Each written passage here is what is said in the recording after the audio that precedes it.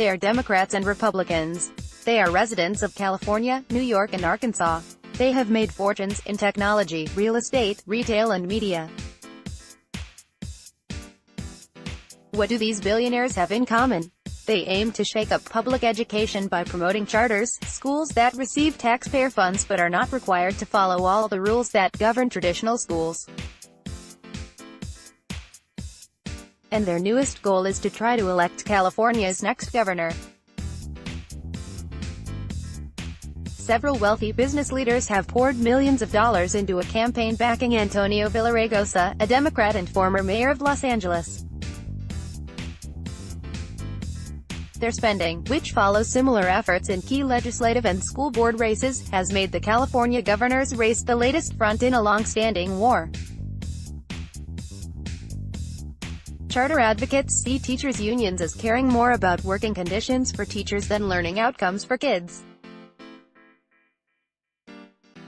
Union leaders see charters, most of which hire non-union teachers, as threats to their livelihoods. But the two sides also clash more broadly over how to improve public education.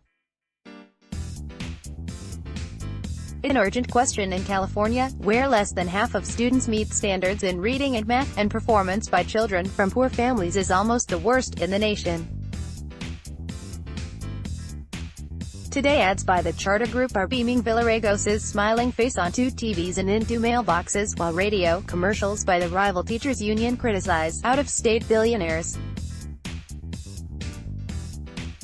trying to buy our politicians. The big money battle has injected serious competition in the race leading up to the June 5 primary, from which only 2 of 27 candidates for governor will advance to the November general election. The frontrunner, Democratic Lieutenant Gov.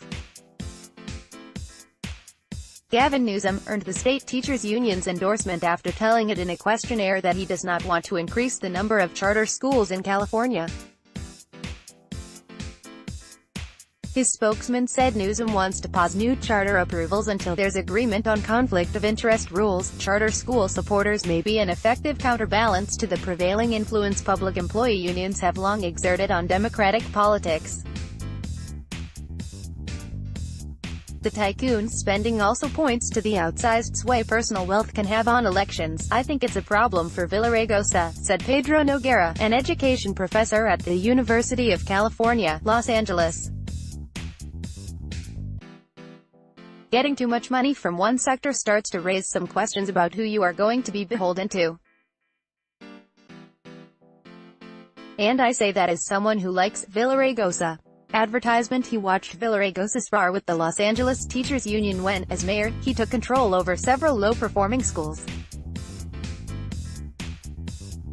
Some of those schools have since shown what Noguera called extraordinary improvement in graduation rates, safety and parent satisfaction. To improve education statewide, Noguera said, the next governor will have to thread the needle on charter schools, cracking down on those that misuse public funds while spreading methods from successful charters to other schools.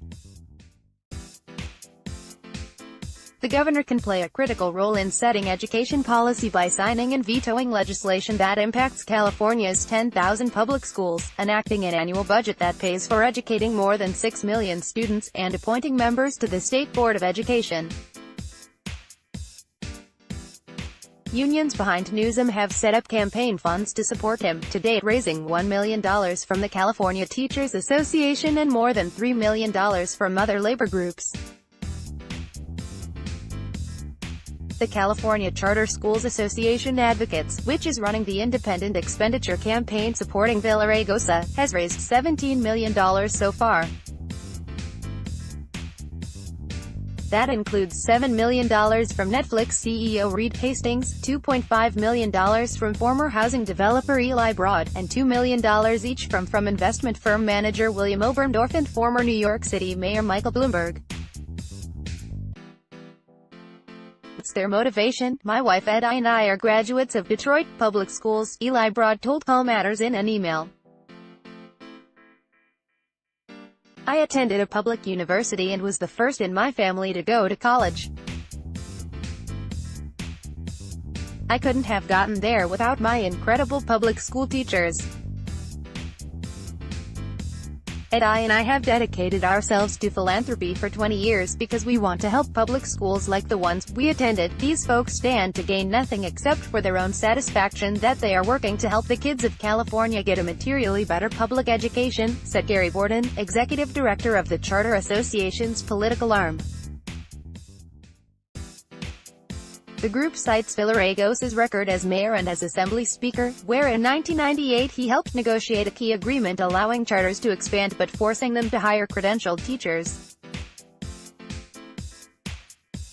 Villaraigosa entered politics as a union organizer, and became mayor with significant help from labor.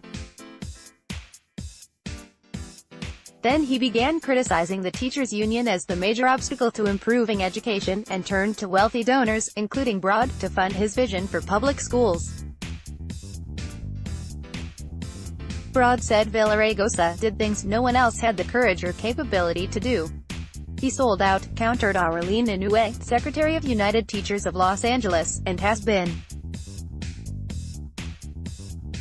on the other side in terms of what's best for education. Los Angeles now has more than 200 charter schools where teachers are not represented by the union, according to Inouye. She said they work longer days and school years than union teachers, and some are required to leave their cell phones on until 7 p.m.